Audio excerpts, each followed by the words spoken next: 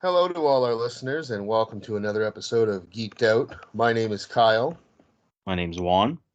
and we'd like to say Merry Christmas and Happy Holidays to everyone listening. This week, we're going to finish off our holiday lineup, and to do so, we watched Friday After Next, which was released on November 22nd of 2002, and it stars Ice Cube, Mike Epps, Cat Williams, Terry Crews, and several others. It John has a Witherspoon.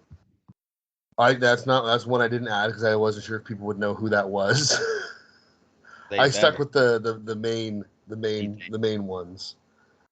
But He a legend. this movie has a 5.8 out of 10 score on IMDb, and the Rotten Tomatoes score is it's quite different. You've got a 26% critic score, and then you've got a 75% audience score on Rotten Tomatoes.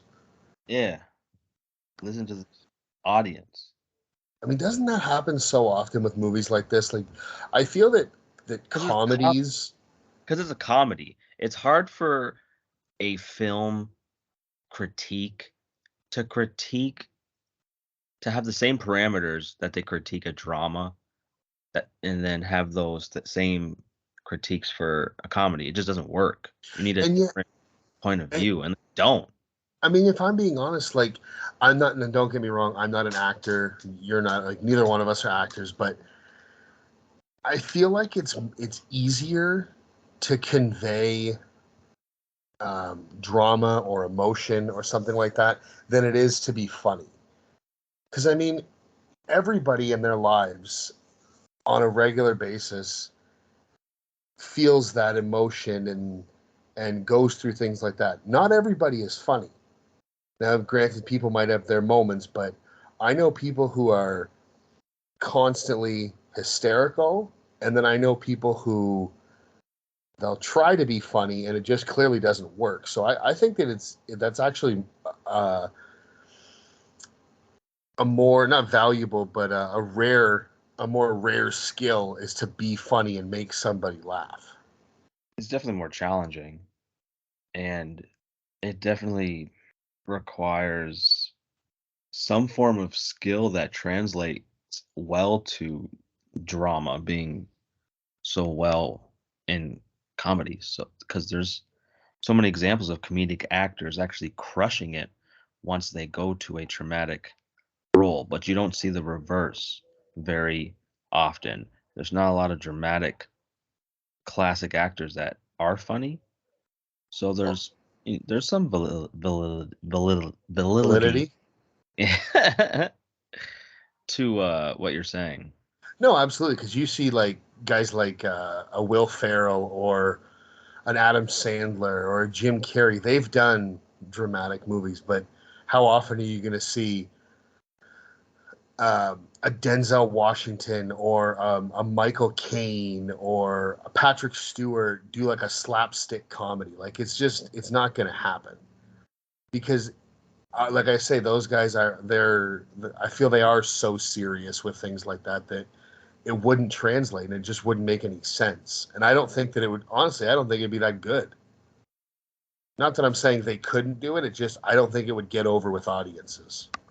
Yeah, and there's a surprising amount of comedians who actually do rather well when it comes to like dramatic or just roles outside of being funny. There's more of a turnout than the dramatic actor actually being funny. Yeah, I got Absolutely, one of my favorites is Jim Carrey in Eternal Sunshine. He is absolutely phenomenal yeah, for me, in that performance. He's so good. yeah, that one's definitely different role. For me, it's when I seen Robin Williams as this crazy human being in 1 hour photo. Oh God, yes. That is not He's terrifying in that that movie. motherfucker ain't funny in any way. That motherfucker was scary. I Yeah, haven't he seen he that he in really a long is. time, but I remember just like in awe by how terrifying he can be because he's the genie from Aladdin. Like He's I Mrs. don't Doubtfire. I've never viewed him as a serious, scary, intimidating person until I seen 1 Hour Photo. Yeah. So yeah. Yeah, you're 100% right on that one. He really shows what his range was, and it sucks that you didn't see more of it throughout his career. I mean, like if you bring up Robin Williams, one of my favorite Robin Williams performances is Dead Poet Society, and that is not a funny movie whatsoever. It's not. I mean, it's not scary or anything. It's just that is a straight talky talk drama movie, and he's lights out in that film. Yeah, I've heard good things about that movie and him in that role. It's one I haven't seen. I will say, as much I personally love that movie, I will say that it's probably not for everybody. It is a very slow paced drama, but I think it's a great movie, and if you're a lover of film, I would highly recommend it. But Yeah. that's but back to what we're here to discuss.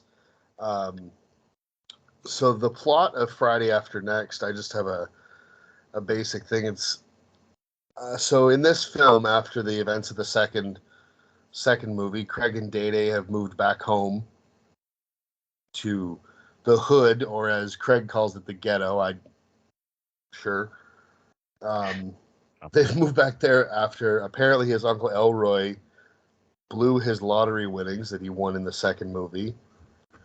And the film begins as Santa Claus, or someone dressed as Santa Claus, breaks into their apartment and is in the process of robbing them when Craig, who is Ice Cube's character, for those of you who haven't seen any of these Friday movies, he catches him and confronts him, and What's he basically do?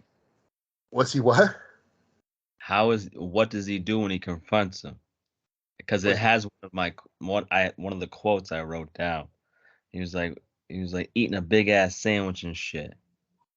And the funny, In my house eating a big ass sandwich and shit. Just the way Cube said it, and the fact that yeah, he is eating a big ass sandwich was just I had to write it down as one of it's my funny. notes. It's funny you say that because when I watch movies, I don't know why it is. I have this ability to kind of remember certain lines and things that happen.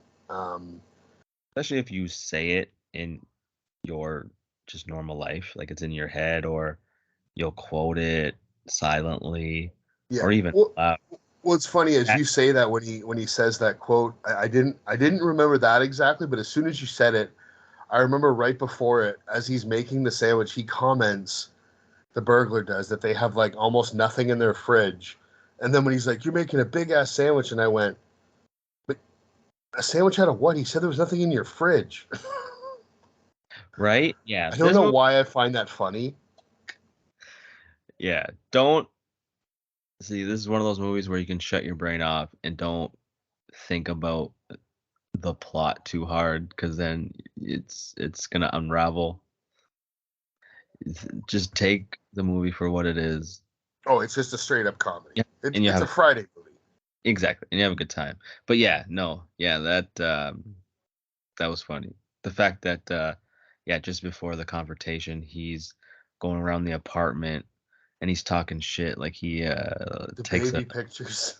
picture and starts talking shit about being cockeyed. And yeah, it was just it from a comedic standpoint, that's just it's funny, man. I Well, was and then they pay off that joke when they're talking to the cops, and he's like, he even stole Day Day's baby pictures. Yeah. The thing about why I love this movie, it's one of my favorite comedies of all time, not just like holiday movies, is that you're laughing pretty much throughout this entire movie. You're gonna chuckle throughout this entire movie for like an hour and a half. You're gonna be laughing because it's such consistent jokes and just nonsense to make you laugh that it holds so close to my heart, this movie, man. I love it. I love it. Well, even the like you say, you laugh from beginning to end, especially like right in that opening scene. I think it's before like it's one of the first sets of lines in the movie, and it's when Day Day's talking in his sleep Yeah. about all the things that he wants for Christmas, and it's just the most ridiculous types of things. It's like now now refresh my memory. It's been a while since I saw Next Friday. Is Chico the dog of the guys who lived at the end of the street? Did he take that dog from them when they got arrested or something in that movie, or where did Chico come from? Yeah. Or Chico, that's exactly where the dog comes from. that's what I thought. That's what I couldn't remember 100%, but I thought that's what it was because it's and for some reason that's what I've when he's just laying there and he's kind of half snoring and half talking in his sleep and he's referencing the things that he wants and then he's like, oh, and I want this for Chico, and I don't know why, it's just the way Mike Epps delivers those lines, it just kills me. Yeah, they're definitely one of the standout of the movie is Mike Epps ad libs because I'm pretty sure I'm not 100%, but I'm pretty sure he was ad libbing through those and they just went with the best ones. I would think that if he's not ad libbing, he must have been in the room with Cube as he was writing this movie, Yeah. because I can't see now. Nothing against Ice Cube because he's a great writer, as we've seen with all these movies. But I don't think he doesn't come off to me as the funniest in terms of dialogue. So it really wouldn't surprise me, like you say, if Mike Epps was either improvising or if he was in the room with him as he was writing it, giving him suggestions.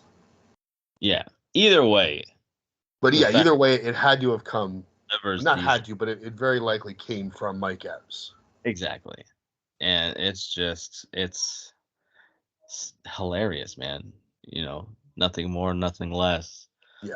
So goddamn hilarious and quotable, even though, a lot of things that he says you don't really want to say out loud because, it would offend people Yeah.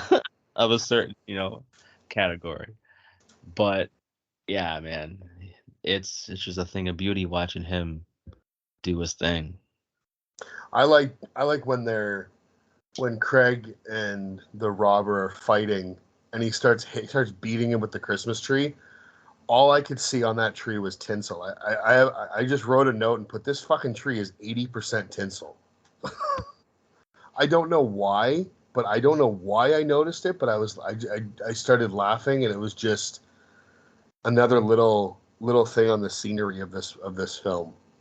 Right? And a small detail that adds to the hilarity to the scene, you know, is and they didn't even have to really put it. It could have been even just a mistake that they decided to put in as the robber is escaping like through the window, Yeah.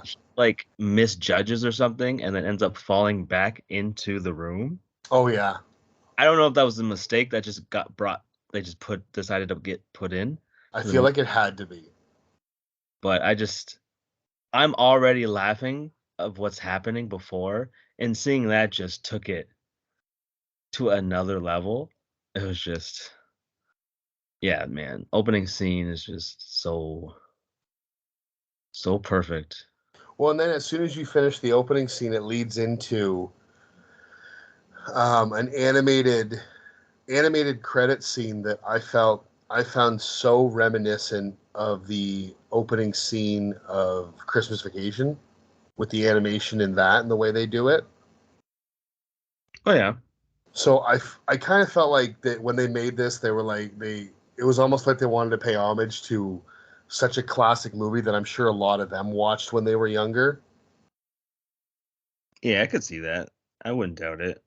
It's Yeah, it's been a while since I've seen Christmas Vacation, like, at least the beginning, to make that comparison. But yeah, that's interesting. I didn't really. Yeah, because they've even got like the little like the music they're playing is like it's almost like what's it called? Like what am I thinking? Like a piano just playing like slow.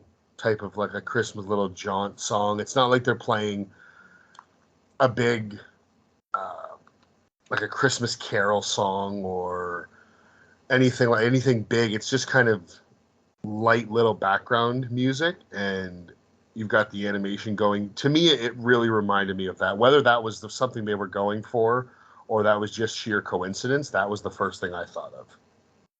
Yeah. No, I'm sure it had some type of homage for sure. Yeah. Yeah, and then so the next morning you get their confrontation with the cops, and to anybody who is I don't know this actor's name. I could probably look it up at the moment, but one of the cops I found really funny. For any of you Brooklyn Nine-Nine fans out there, you get to see Sully in a fucking patrolman uniform, which I always chuckle at. Yeah.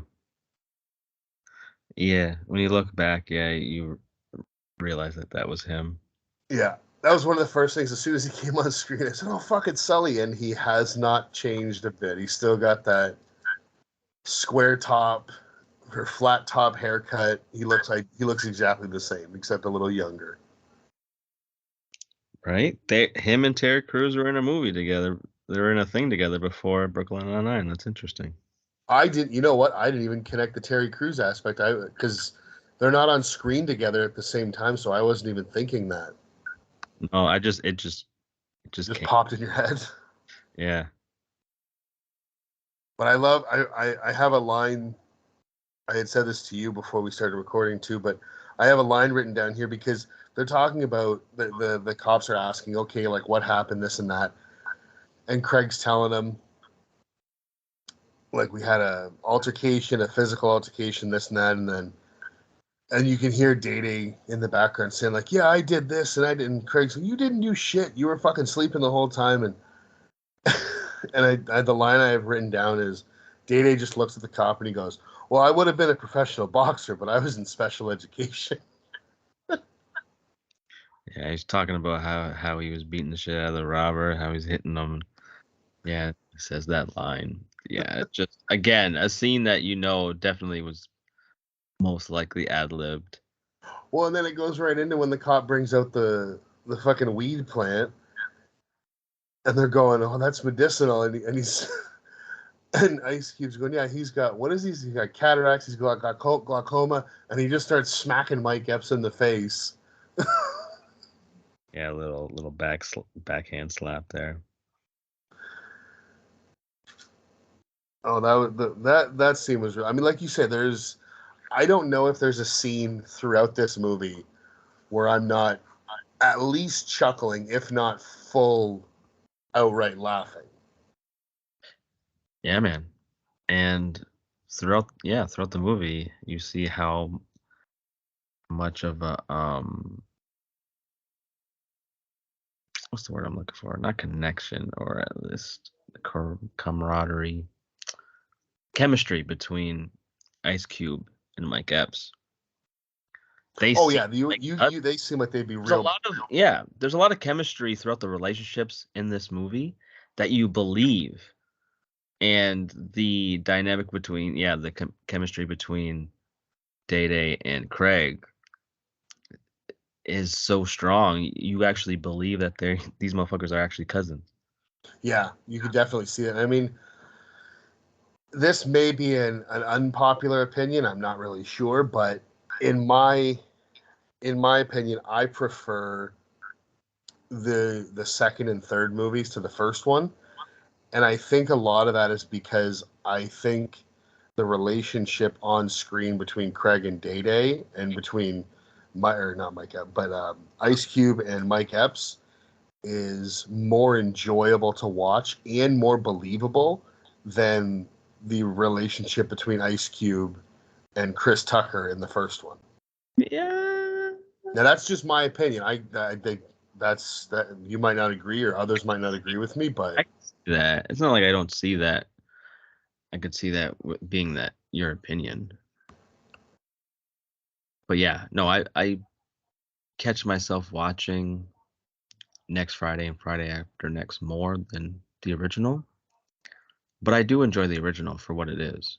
especially. Oh, I'm not saying it's bad or I don't enjoy it. No, I yeah, like I these know it's ones more. bad, but yeah, no. It when it comes to this trilogy, you would probably put the first one in the third position. Most people would.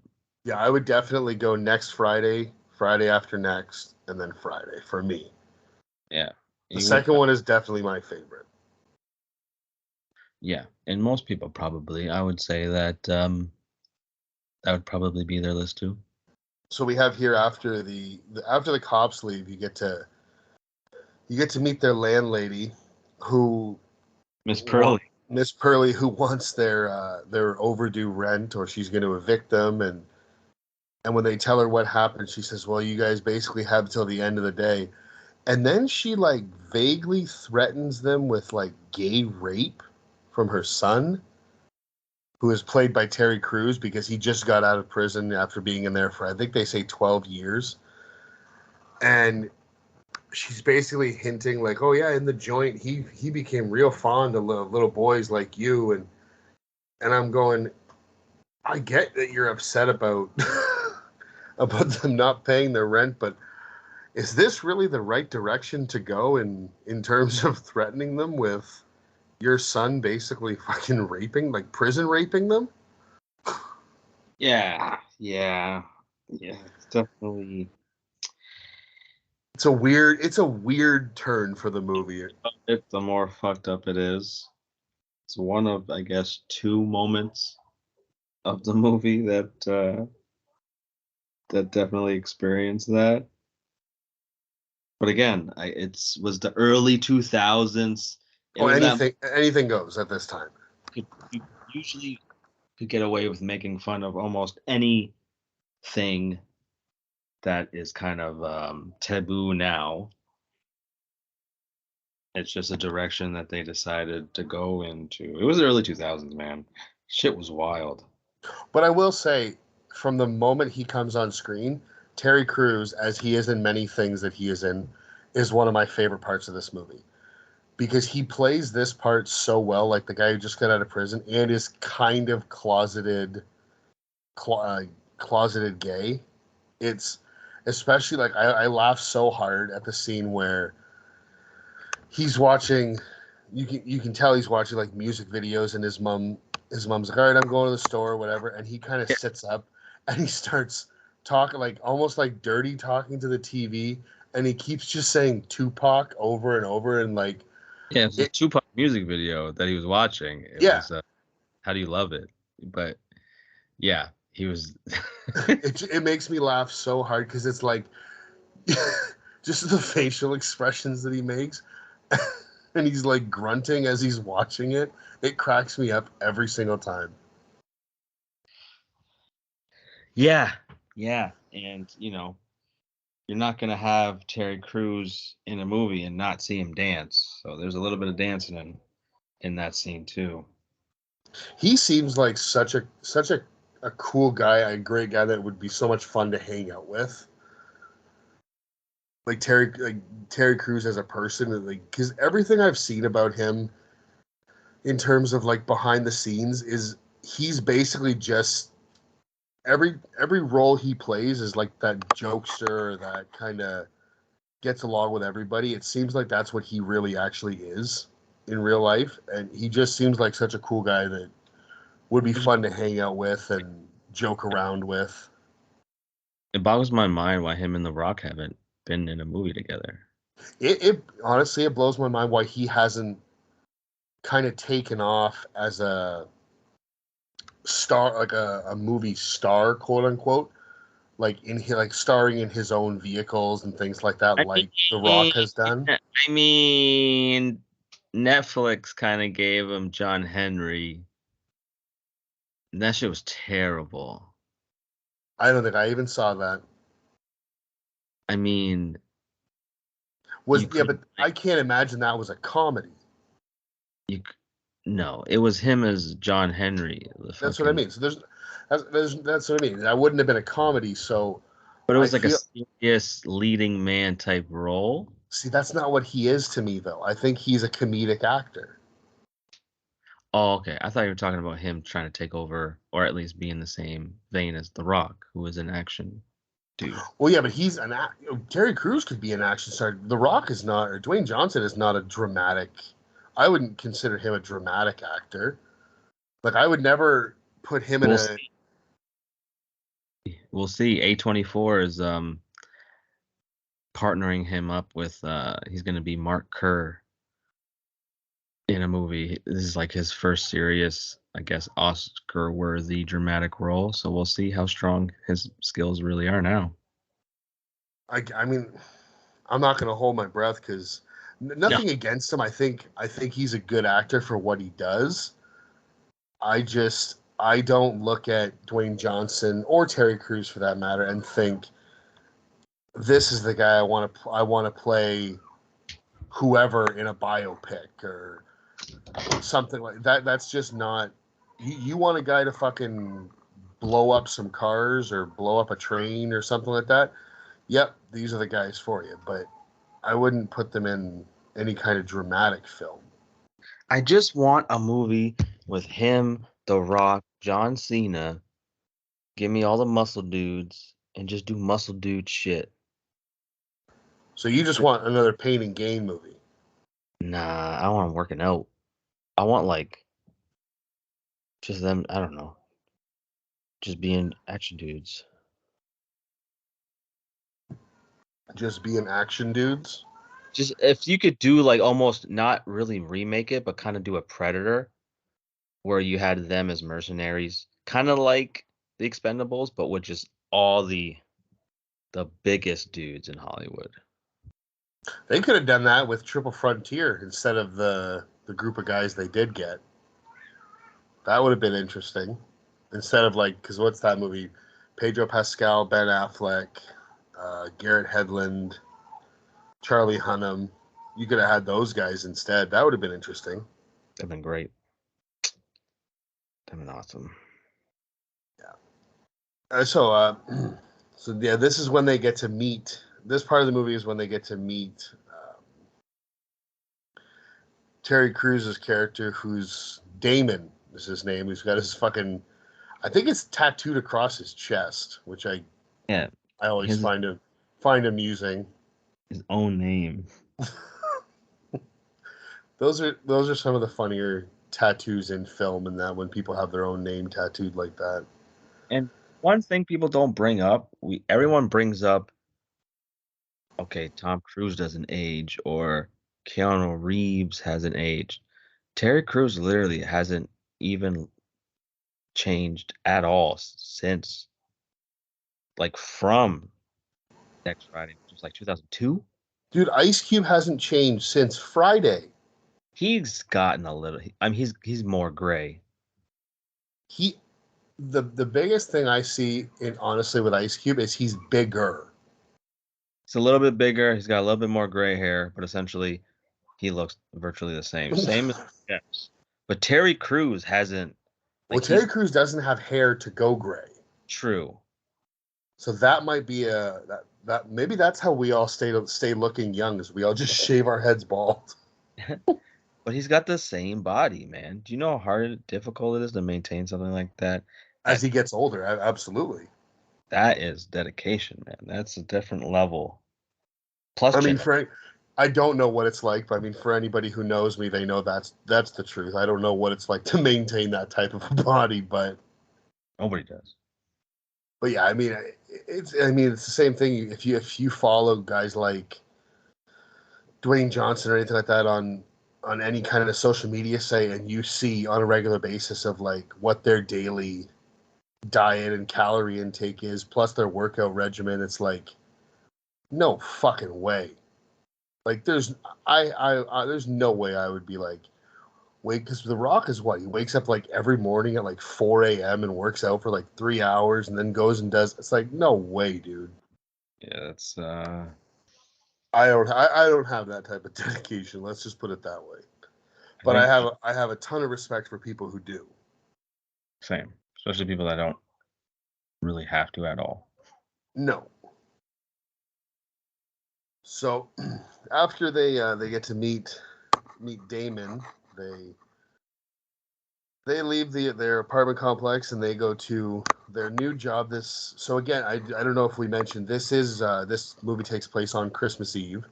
So they were broken into in the middle of the night, Christmas Eve morning, and now they're going to work.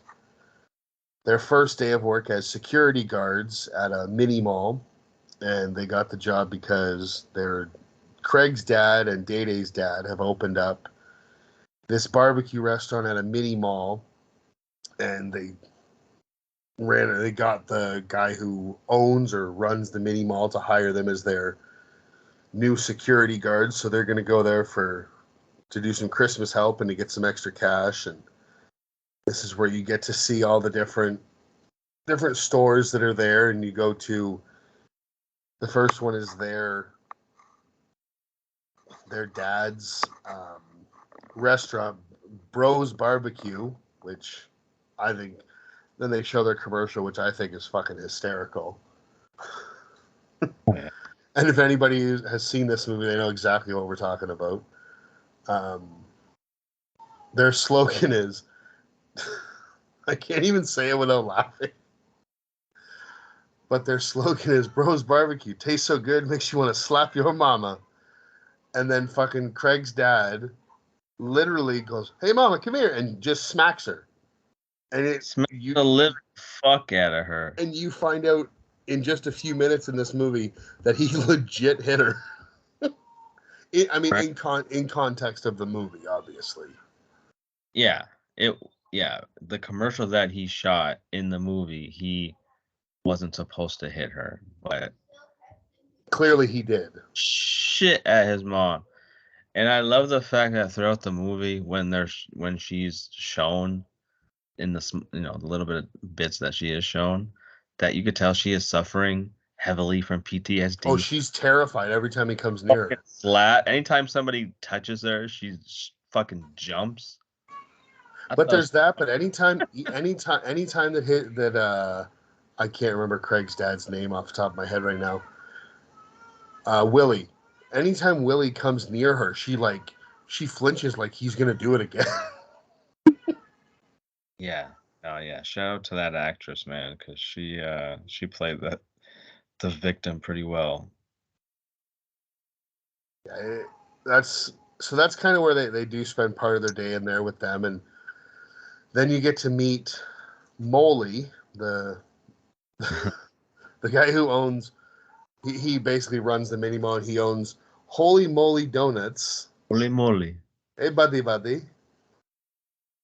Yeah, man, he's definitely. Is he supposed to be Middle Eastern? I think he's. I don't know if they specifically say where he's supposed to be from, but I think he's supposed to be some kind of Lebanese or Middle Eastern type. Clearly, he's a stereotype. He's a strong stereotype. But he does play it really well. I like when he gets when he starts doing the holy moly donut shop, and you get Day Day like dancing next to him. Yeah, holy moly donut shop. Yeah, so many of these things get stuck right back in my head every time I rewatch them, and that's definitely one of those moments.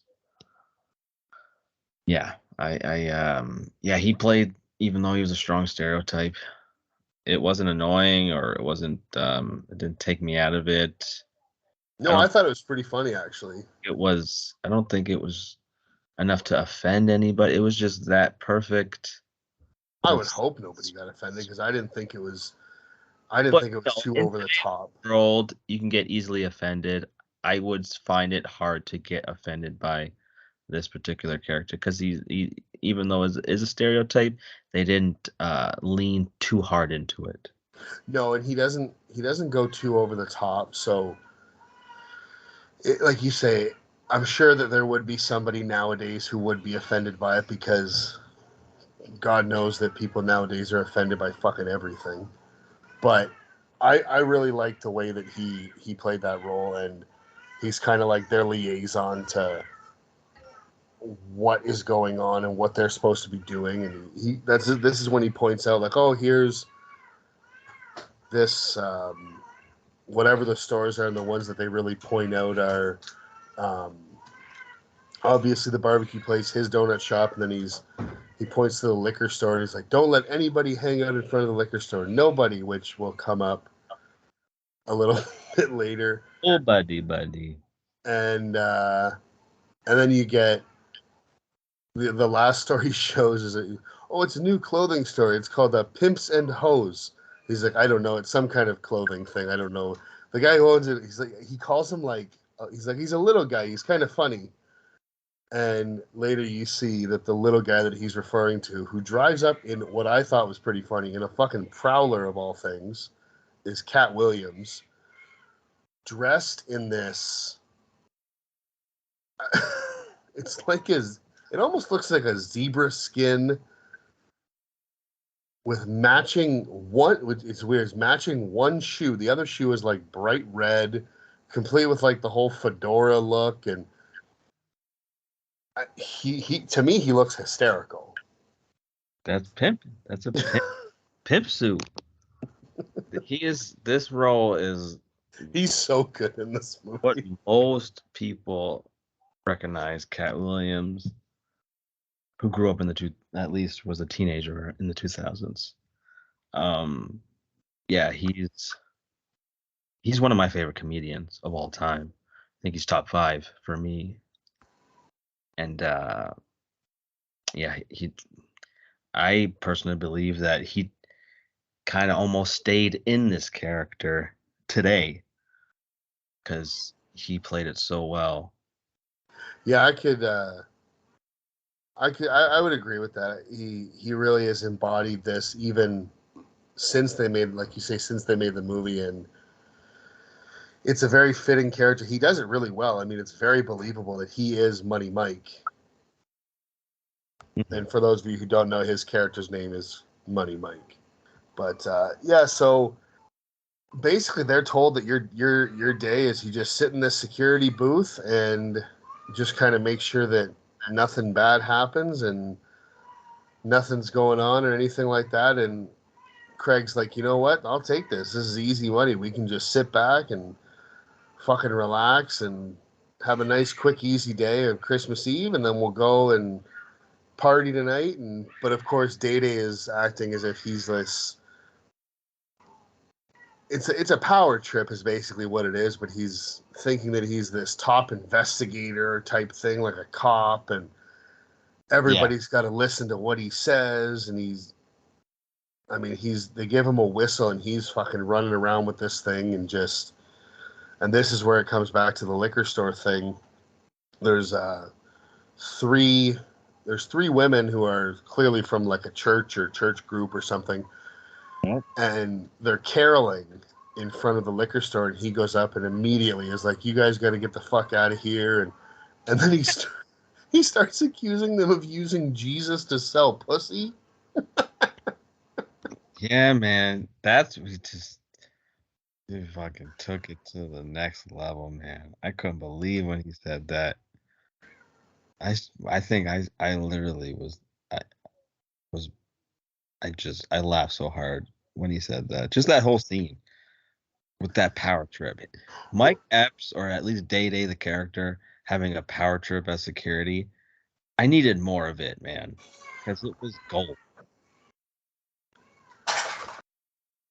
I wish I could have a whole movie of him just running up on people, being a menace, because that shit was so funny. Yeah, that whole scene, and then you have Craig come up to try and defuse the situation, and he refers to what does he say? It's something about them being old, or you can't talk to these old ass ladies like that. And again, they're like, "Excuse me," and it's like he's trying to do the right thing and try to be like, "Listen, my cousin's being a fucking idiot," like the whole deal. But he's trying to diffuse the situation, but he's doing it the wrong way because now they're getting pissed off and offended at him. And yeah, the whole scene is really funny. Was like, whoa, you didn't have to say it like that. You have to call them old ass ladies, because anybody would get offended, even if someone's coming to your defense. Yeah, absolutely. But yeah, they they don't realize how much they fucked up. Oh yeah, you find out about that later when they bring. I don't know if they're nephews or grandsons or whatever Has they are, but has to be grandkids. They had grandkid energy. I think it was their grandkid. I think so too. But yeah, they later they end up showing up and their grandkids are they're like legit gang members and just like nope, you guys fucked with our grandmas, we're gonna fuck you up type thing, and it's just it's a really funny scene of these guys basically chasing them all throughout the mall, the mini mall, and things like that. Another All thing, sorry, go ahead. no, I'm just saying all throughout the entire throughout stores, Oh they were yeah, chasing a lot of them. and around here in the movie, this is where you get to meet the you meet Cat Williams, but then he's got this girl with him who's his girlfriend, who immediately, of course, because it's a movie, there seems to be a love story in every movie, which is it's fine. I mean, that's just the way the world is. But Yeah. this is Donna is the character's name, and Craig is immediately infatuated with her, and Hell yeah.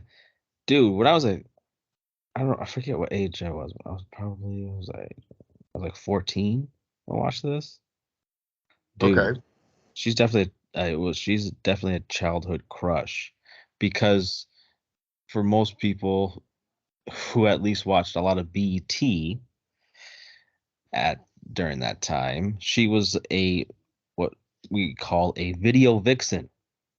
She was in a lot of music videos as like the hot girl in the music video. So seeing her in this movie was a surprise. is that why she looks so fucking familiar? She's in a bunch of music videos, dude. Okay, so when I was watching this the other day, I knew she looks familiar, but I thought it was just one of those things where it's like I know I've seen her in this movie, and it's been so long since I've seen it. Like I was thinking maybe that's why I thought she looked familiar. Probably in other movies, but she's most known for like being in music videos. Oh, okay. Well, that yeah, then that makes sense. Yeah, I don't think she was in many things after this, just because during that time she was like the girl you needed to get in your music video. So I guess, since she was in that circle with Ice Cube, that's probably how she landed the job. Yeah, that makes sense. I do like in you also get it with this the Cat Williams, the Pimps and Hose store. You get a scene if anybody has seen Dodgeball. Um, the the guy who I can't I think his name's Dwight in that movie. Yeah, Um, he's all he's also you have to watch the episode he's in with Larry David, Curb Your Enthusiasm. It's like one of the early seasons. I think he's okay. MC Killa or something like that. Dude, this guy, I don't understand why he wasn't in more things because this guy's fucking hilarious, man. He's funny. It's a shame that he's not in, or at least at the time wasn't in more and more things because I think he could have had a better career. Yeah, because like I said, the only thing I really recognize him from is Dodgeball, and then when I saw this movie, and he's great in both. I mean, Mm. I don't like you said. I agree with you. I don't know why he didn't get a better shot or have more opportunities, but he shows up with his girlfriend in this movie, and they go in, and excuse me, she is pregnant, and they go in, and they of course he he fakes. It's like he's faking a seizure to cause a distraction while she takes a half deflated basketball out of her shirt and starts filling her pants and shirt with clothes because clearly they're there to steal these items. And Craig and Day Day kind of see it through the window. And when they come outside, they put a stop to it and they kind of almost like make a citizen's arrest type thing and lock them in the security booth. And this was another point that I couldn't help but laugh because once they're in the security booth, you see Cat Williams come walking through the parking lot carrying a straight racer. Yeah. And you see just this guy from Dodgeball just puts his face up against the window and he's like, no, let him come. Cut me, I dare you. Yeah. I mean, it's the actors that they chose in this movie just are killing it. They chose the right comedic actors, man, because they bring their A game. Oh yeah, And they work so even well off each other. even with a small part, they just absolutely knock it out of the park. And again, continues the constant chuckle that you'll have watching this throughout the movie. Yeah, well, like you say, to that point, you say that they knocked it out of the park. So I hadn't watched this movie. I remember you had suggested I watch it last year, and then but before that, I hadn't watched this movie probably since the early 2000s, maybe just a couple years after it had come out. And I didn't remember that he was the actor who did it, but I remembered the character very well. I mean, that's just, to me, that just says how well he did portray it and how, like, it's such a small role, and yet it stuck out enough that I remembered, oh, yeah, there's a guy and a girl who come in and they're shoplifting and this and that. But I couldn't have told you that it was the same guy who had been in Dodgeball. I had no idea. Exactly. Yeah, definitely. Another, I can't remember the actor's name, but another actor that popped up in this movie. Did you notice when they're doing Elroy and Willie are dressed up as Santa and the reindeer? Yeah. Who the actor is that's riding Elroy? Yeah, zero, bro. I said, oh, Zero from Holes riding Elroy. Yeah, I forgot about that. Again, a thing that I didn't remember the actor, but I remembered that scene, and then the fucking kid kicks Elroy in the balls, and Yeah. And what happens after where he's beating the hell out of the kids with a belt. yep. It's funny, man. I love Uncle Elroy, man. Oh, He's so he's good. Like I say, I loved him in the second one. He had less to do in this one, I found, but I thought he was really good. yeah, for the parts that we see him in, they're great. It shows how great of a character he is and how well he bounces off of the other actors. Yeah, no, he's really good. And then this is around the time when, like we had alluded to earlier, the Carolers' grandsons show up and chase Craig and Day Day, and at this point, the two of them kind of come together, and they're like, you know what, this isn't worth it. Like, to hell with this. I'm not doing this anymore. They both take their uniform shirts off and throw them in the dumpster. And Yeah. but but Job is worth getting your ass beat by like 6, 7 dudes, no, and especially not on like your first day of the job. right? But But they should have talked to those ladies like no, for sure. I mean, it's just the fact that there's a consequence when you disrespect, especially church going right? people like that. They kind of deserve a little ass kicking for what they, what at least what Mike Epps said. But, you don't want it to happen. No, but what's funny is, so they're kind of like, you know what, fuck this, I'm done. And then you see these guys kind of confront Molly about the security guards, and the next thing you see is they're in the barbecue place just having lunch, and Molly comes in and he is Got fucked just up. beat to shit. He's got like a swollen eye, a fat lip, just his face is all cut up, and they're like, "What the fuck happened to you?" And he basically says, "Oh, you guys weren't there when I needed you, so you know what? You're fired. I don't want to deal with you anymore," type thing. Um, and that's kind of the end of that.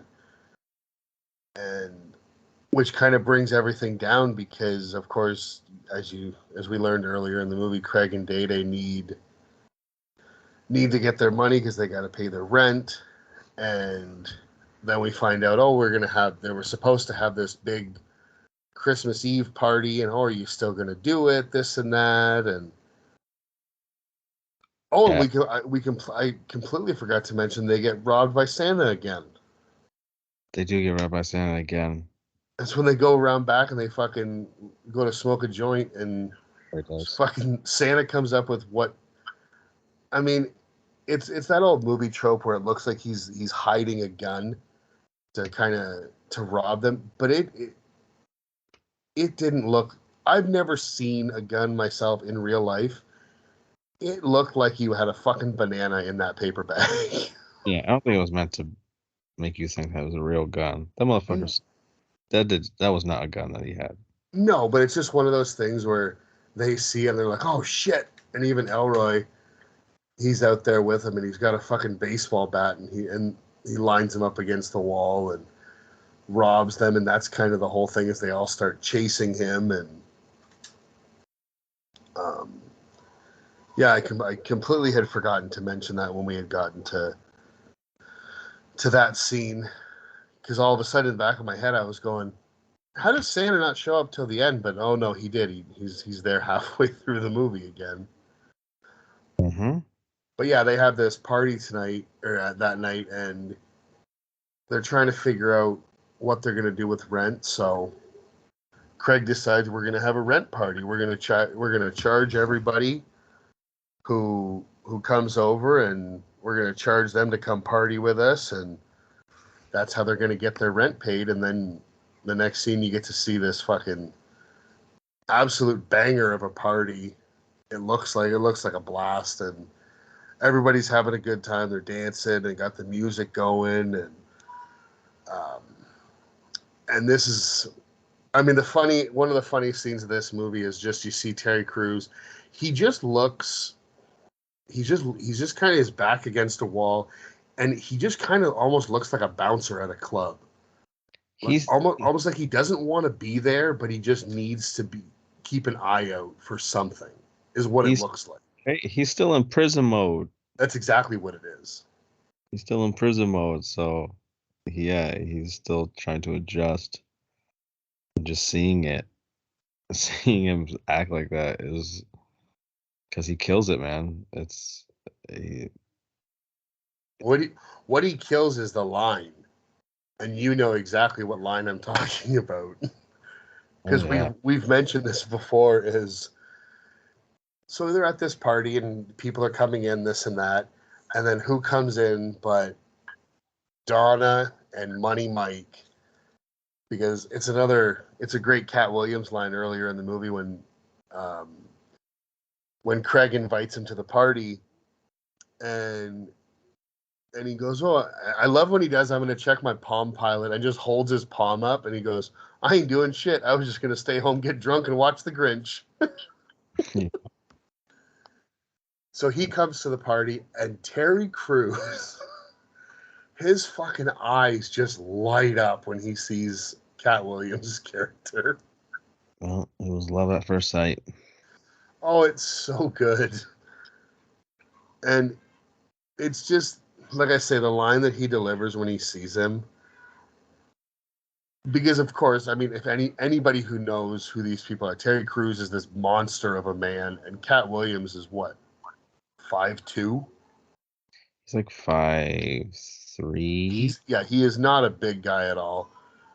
So Terry Crews basically, does he call him a leprechaun, or does Craig refer to him as that?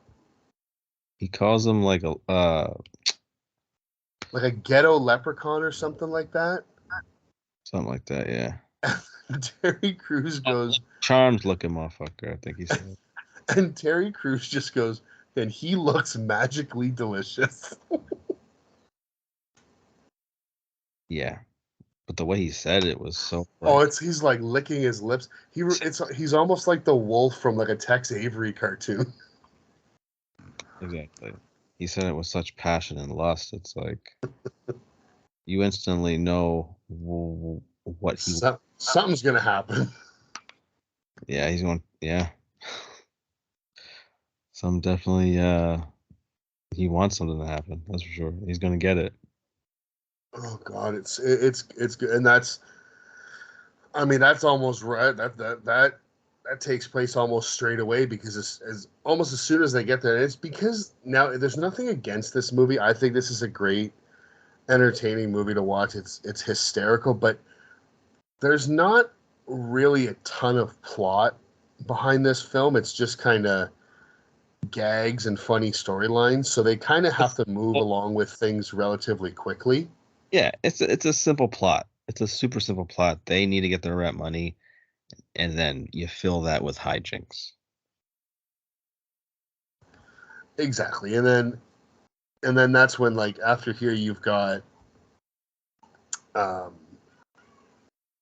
Mike asks, like, "Oh, I'm not feeling all that great. Where's your bathroom?" And of course, Terry Crews just follows him. He follows him right in and kind of closes it. And I love when he undoes his shirt and he's got the phone books taped to his waist because, like you say, he's still in prison mode. Yeah, that's some prison shit, man. I love that little detail of that.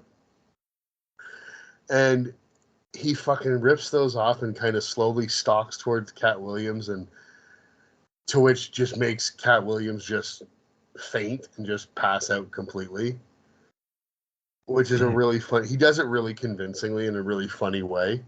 because freaking Terry Crews is coming at him, talking about don't fight this shit. He's coming at him so aggressively, and you know exactly why he's coming at him so aggressively. And So yeah, yeah, He knows exactly what he wants. that would make a dude pass out for sure in that situation. Oh, 100%. I mean, I don't even I don't think my brain can even process what I would do if I was in that situation. And luckily, something comes to the rescue of Cat Williams, because if not, this whole movie would have probably turned very left very quick. Yeah, it would have had a really weird feel to it had there not been a specific tool in that bathroom that he that becomes his very good friend. At least for a little bit. But before we get to that, there's a return of a character from the second movie Oh shit! with that fucking greasy Jerry curl. Spike you nigga! I love Pinky. Pinky He's is so, and what's funny about this scene too is he brings three girls with him to the party, and one of them, for any of you who ever watched, were fans of the show Boy Meets World, you get Angela, the girl who was Sean's girlfriend in the later seasons when they're like seniors and when they're in college. one. Which Yeah, she played. I believe her name was Cinnamon. She was the one in like what almost looked like fishnets. is she the darkest one? No, I don't believe so. She was, I think, the second one that came in. I think I know what you're talking about. I Yeah, okay. she played Angela in Boy Meets World, and I was like, holy shit. I think you're right. I did not make that connection. I'm gonna have to double check, but yeah, you're definitely right. Yeah, so it's that kind of made me chuckle, and I love Pinky. I love him in the second movie. He's great in this one. He's just got that energy of he's his own biggest hype man. Is what I've always felt about Pinky. Like he thinks that he is just the coolest guy that you could ever possibly meet. Yeah, he's like everybody has an uncle that's a shade of this guy, Yeah. and he just rocks it, man. This guy's great. My favorite part in this movie with him is his interaction with Uncle Elroy. An Oh, with the dancing, interaction yeah, I didn't think I needed until I seen it. yeah. Two two old school guys kind of kind of almost ready to come to blows. Exactly. Over some chicks, which exactly what would happen between those two characters. 100%. Yeah, so many dynamics in this movie between characters, and a lot of them they all bounce off each other very well. Yeah, absolutely. Yeah, so I'm trying to remember. So this is right around. So this is the part. There's a few little side gags going on, but in terms of the main plot, I'm trying to remember. Again, I watched it just a few days ago, but I'm trying to remember what are Craig and Day Day doing when they see the Santa Claus. It's right after uh the whole Oh, that's right. The Mike and thing. Yeah, yeah. So they all run away and they're out of sight, and then that's when they that's right. Yeah, because see. you've got this scene now where you're back in the bathroom, and I like that Terry Crews to wake up Cat Williams. He throws water on him, and he says, I like." I don't know if he calls him fish, but he says, "I like him to be awake and squirming," which Yeah, is a really weird line. very weird. But while on the ground, He's Cat Williams, The faces Terry Crews was making when he was trying to grab him was so like rapey. very much It so. like he looked like a fucking mad rabbit. And it was one of those things where it's like he will not be denied what he wants. He's about to get some ass. Well, he's about to get something else because Cat Williams notices while he's on the ground that there's one of the pipes behind the toilet is being held together with a pair of vice grips, which he promptly takes off the pipe and puts on fucking Terry Crews's pipe, if you know what I mean. Yeah, Rand's nuts. This scene, being a guy, and I'm sure you feel the same way, makes me so uncomfortable. Yeah, because it was like the sound effects Oh, that they used, plus Terry Crews's reaction. It feels real. it does. And the thing that I like about Terry Crews's reaction, and I'm sure this was the costume design of this, the production team was doing this. He is just absolutely dripping sweat down his face. Like you can see like there's terror in his face of like what am I going through? And it's like his body is having that visceral physical reaction to it. Yeah, yeah, I remember him sweating like a fucking madman. And his voice is kind of like he's talking almost in like a high pitched whisper, like just get this over with. And Complete money. Sorry, vulnerable. what? The complete vulnerable. Oh yeah, and he just wants it over with. And Cat Williams is using this as a way to escape. He basically walks him all the way to the street and has his girlfriend get the car. And then I like that his plan to get away is he's going to get Ice Cube to take hold of the vice grips while he gets in the car so that Terry Crews doesn't murder him right then and there. And as soon as they do the countdown, like the 3, 2, 1, Cat Williams lets go, and Ice Cube's like, "Nope." No, I don't want no part of this. No, he's like, "I'm not in on this. I just you did it. You no, thank you." So of course the girl drives away, and then you see Cat Williams chasing her in the car, and then Terry Crews is chasing after him. And this is when you get to see. Um, this is when they see Santa that I was alluding to earlier.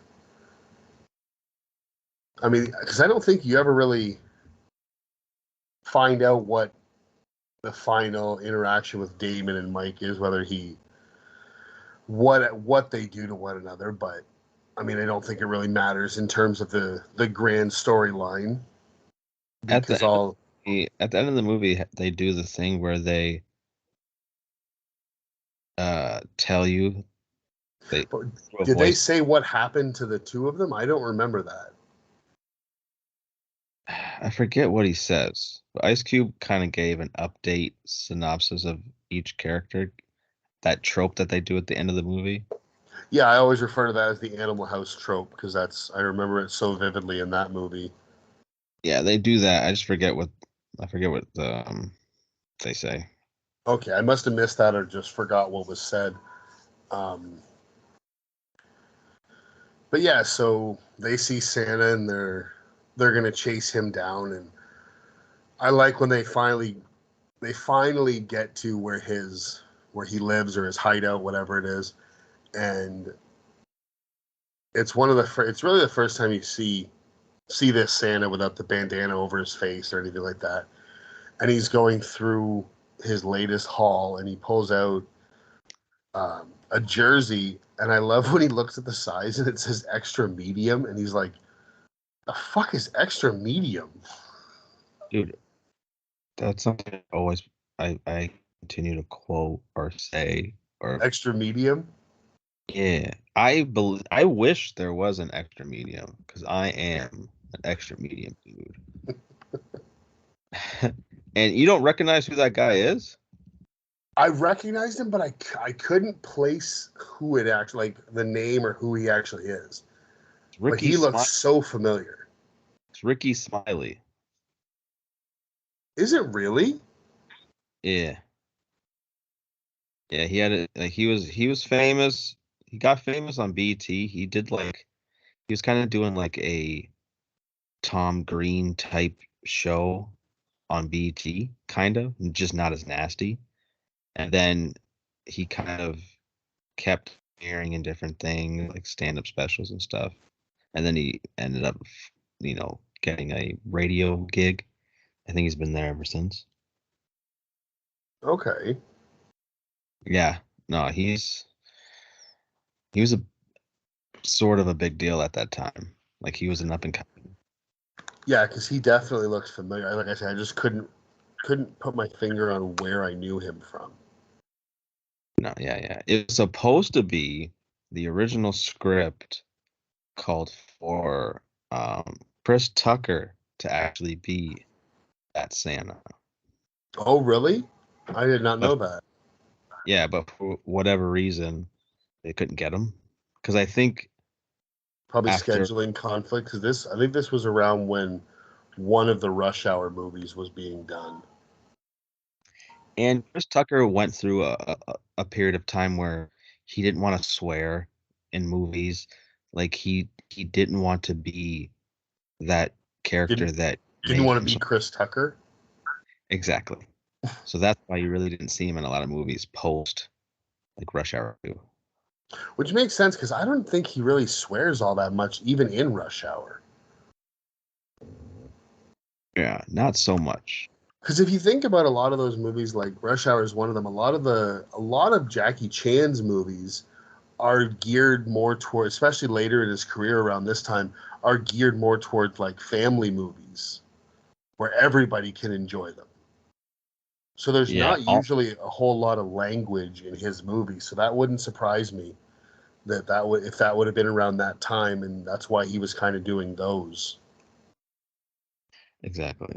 Yeah, that yeah, he had a new renowned faith in his religion and he just decided to become Okay. a better person in his eyes. So that's why you really didn't see him in a whole lot of things after. Okay. No, I like I say, I had no idea, but I mean, hey, more power to him.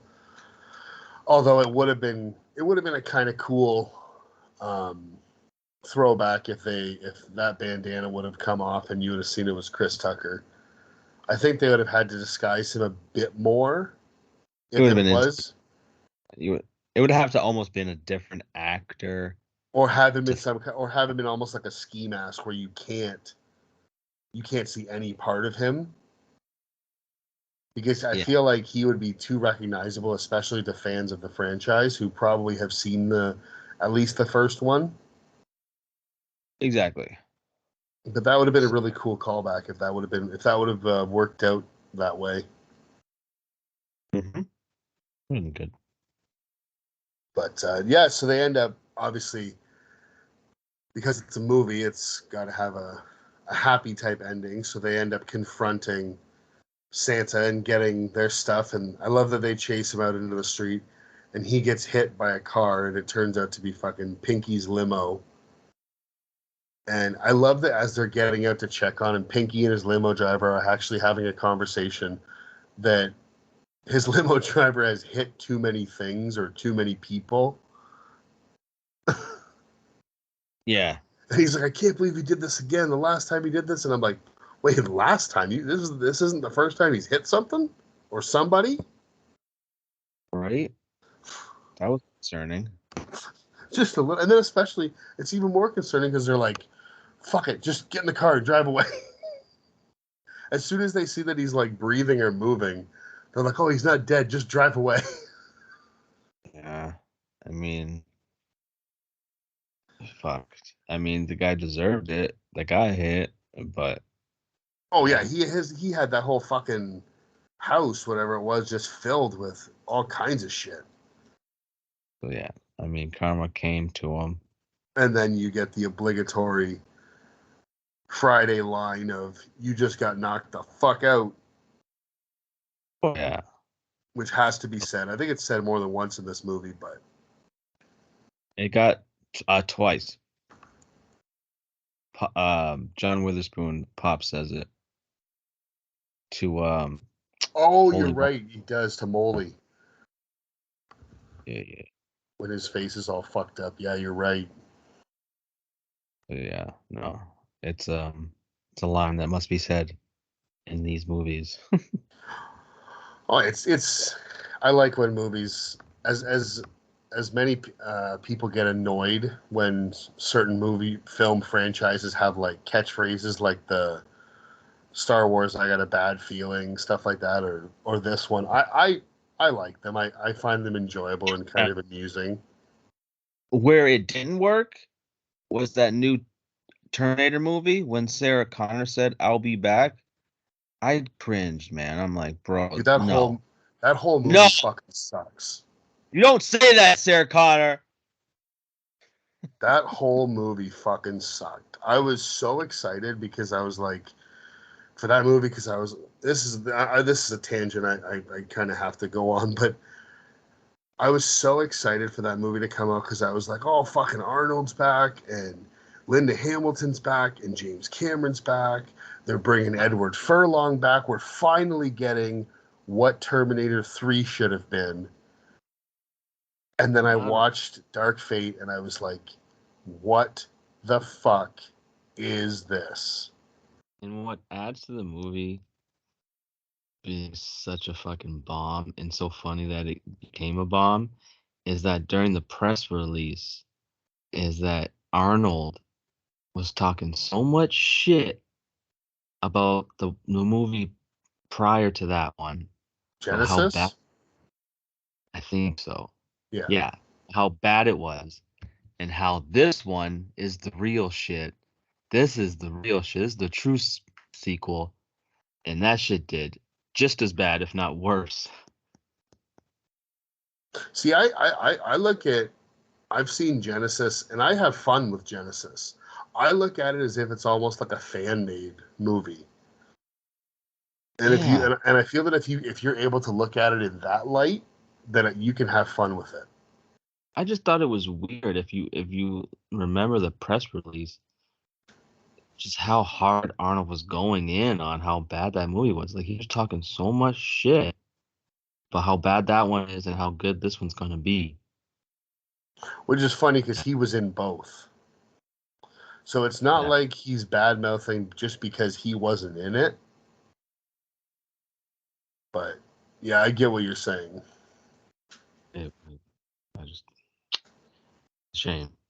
Yeah. I So think the only way to say I just want to say the only way to save that franchise now is to go low budget and make it a horror movie, just like the original. I wouldn't mind seeing another crack at them doing a Terminator Salvation type movie, but they can't do it the way they did that one. I would love to see a real gritty, look Yeah. at the war between the machines and the humans, but not the way that Salvation did it. No, have no ties to the past or the past. At least just have a story in that time frame set in only about events in that time. No time travel, none of that. I want none of that. No, and I don't want to hear whoever, if they ever were to make that, I don't want to hear the constant whoever plays John Connor to be constantly talking about my mother was from the past and somebody was sent back. I don't want to hear it because every time I watch Terminator Salvation, it's like when you see Anton Yelchin who plays Kyle Reese, it's like you're in your head. It's like, okay, so Christian Bale, you're going to basically groom this kid to go back in time to have sex with your mother so that she can become pregnant with you. It's such a weird dynamic that if they were to ever make that movie, you can't ever bring that up. It has to happen out of like coincidence. Like it'd be fine if John Connor knows, but he can never tell anybody. If that makes sense. Like it can't, like he's constantly talking about it in Salvation. Christian Bale's constantly like Kyle Reese, he's my father. He's that like that can't be brought up. But that's my Terminator rant. Anyways, back to this joyful holiday movie. So now that they've defeated Santa, you get to see him. They tie him up on the roof of the house as part of a Christmas display and basically say like, "We got our shit back. We got our rent money back. Let's go fucking back to the party and let the cops find them." And as Ice Cube says in his voiceover, "For all I know, he's fucking still up there." I mean, I And hope not. He'd be oh, charged for murder. he'd be dead. You better hope not, Ice Cube, or those cops are coming back. Yeah, Sully's coming back for you. Right. But then, now this is one of my I love this song. I love it as a Christmas song. And my biggest issue is that I can't find it anywhere. I can't find it on Spotify. I can't find it on Amazon Music. I can get it on YouTube, but that's about it. And It's the it's OJ? the what? Say it. The song is It's the Holidays by West Side Connection. Oh. I can't find I cannot find I've looked so many times on Spotify, on Amazon Music, and I can't find it on either one. I can find all of West Side Connection's other music, but I can't find It's the Holidays, and I love this as a Christmas song. It's really weird. Like it's on YouTube, but it's not on Amazon Music or Spotify. I don't know if Apple or if iTunes has it because I don't have iTunes, as I'm not an Apple user. But yeah, it's not on either one of those um, music streaming apps or sites, whatever you want to call them.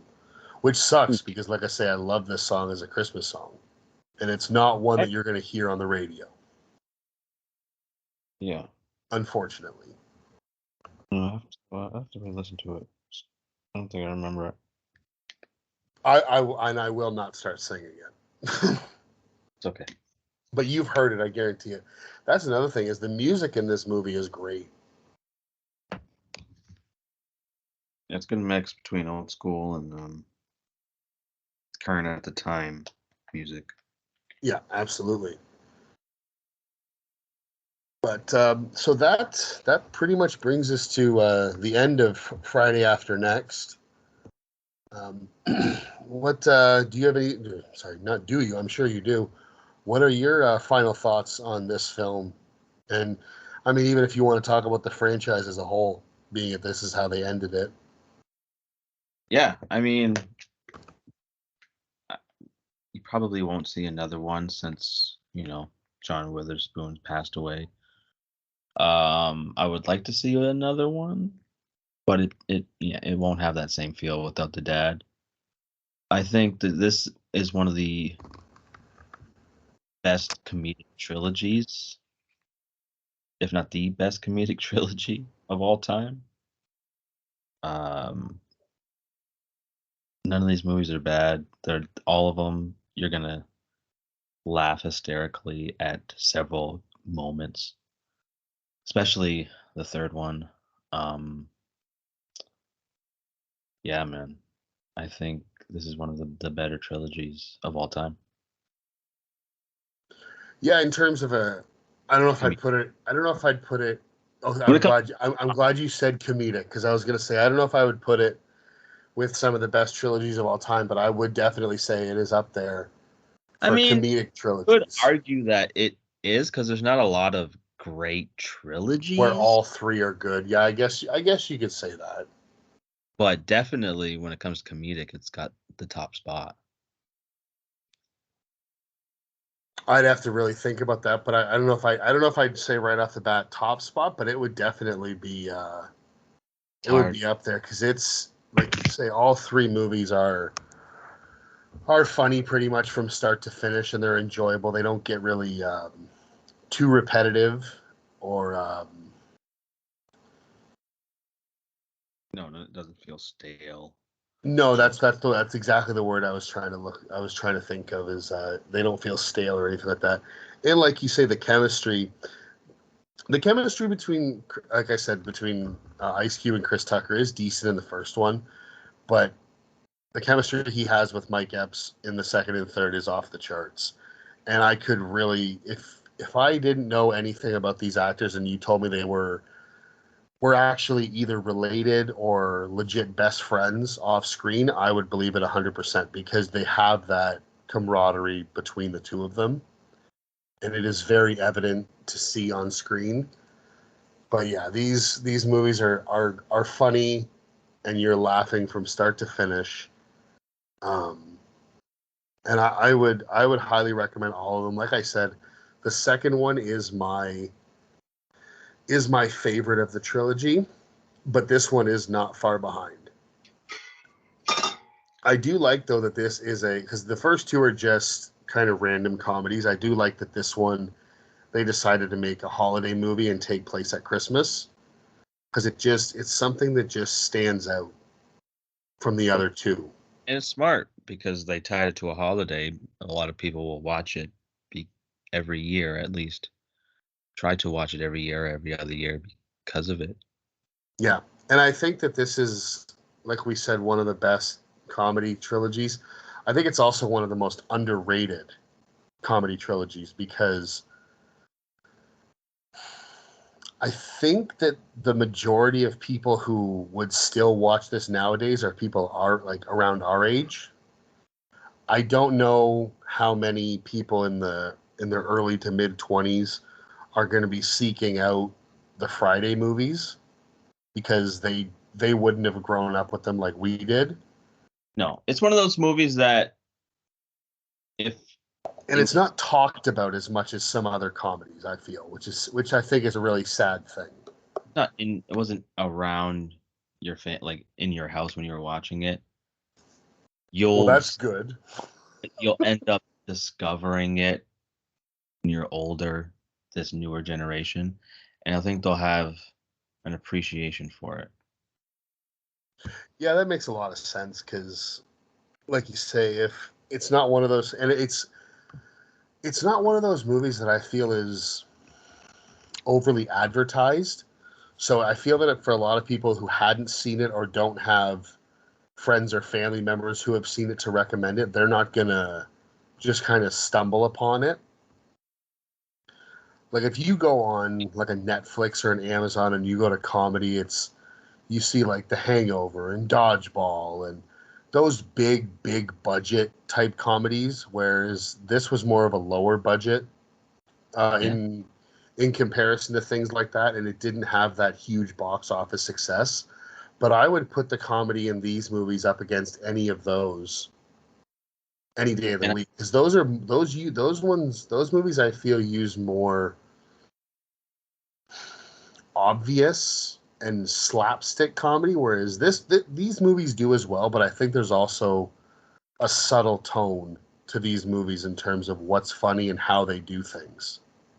yeah, it's the comedic chemistry between all of the actors that really shine, and it's the showcase movie.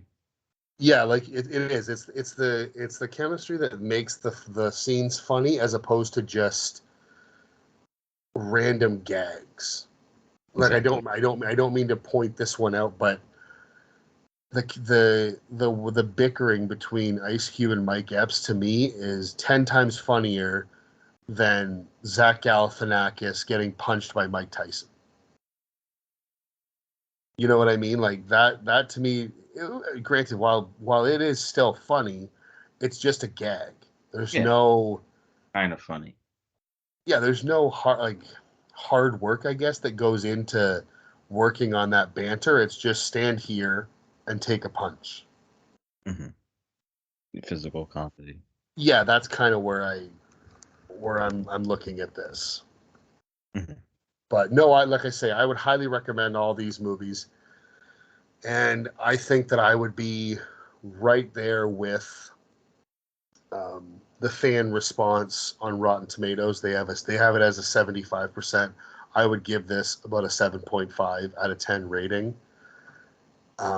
It is after last year and now this year. It is definitely going to continue to be a staple in uh, my holiday film rotation. And I mean, I this is the type of movie that even though it is yes a Christmas movie, I could watch this any time of the year just because it is so enjoyable. And the Christmas aspect is there, but I don't feel like it's weighed down by it having to be only about Christmas.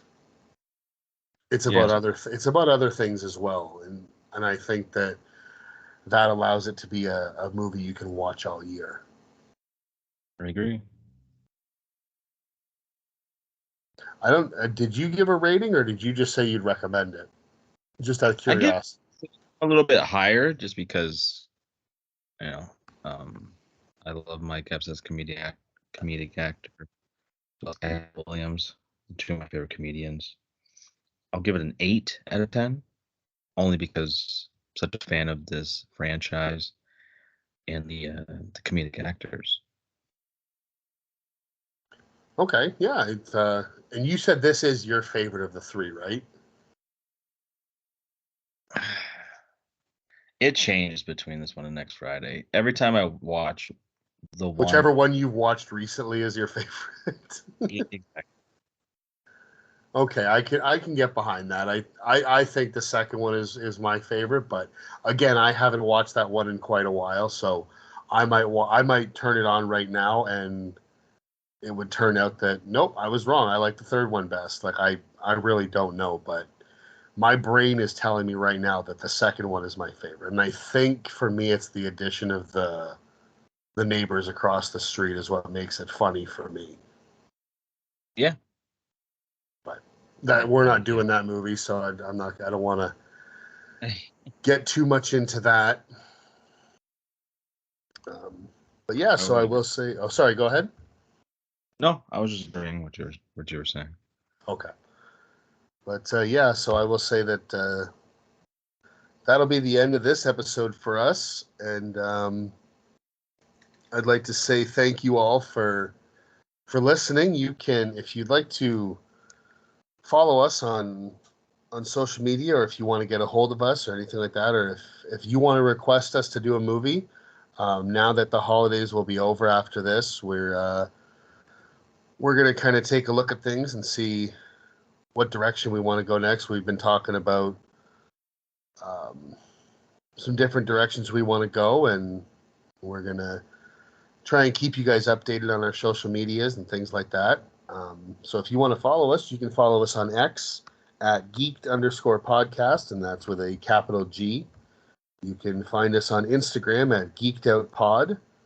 You can follow us, rate and review the podcast on YouTube at Geeked Out Podcast, or email us at geekedoutpod@gmail.com. And like I said, anything you guys, if you guys have any questions, comments, things that you like, things you don't like, or anything you guys might want us to watch or hear us talk about or anything like that in the future, we'd appreciate you to reach out, and we'd love to hear from you. But that's going to be the end of it for this episode. And I think we'd both like to say Merry Christmas and Happy Holidays to all of our listeners out there. And thanks for listening. And thank you for subscribing. So Merry Christmas, everyone. You take care. Merry Christmas, Happy Hanukkah, Happy Kwanzaa, all that bullshit. And a Happy New Year. Hopefully everything you have a very safe and wonderful Christmas and New Year's. I'll echo that. Happy New Year, everybody, as well. And we'll see you back here in 2024. Take care, everybody. Peace.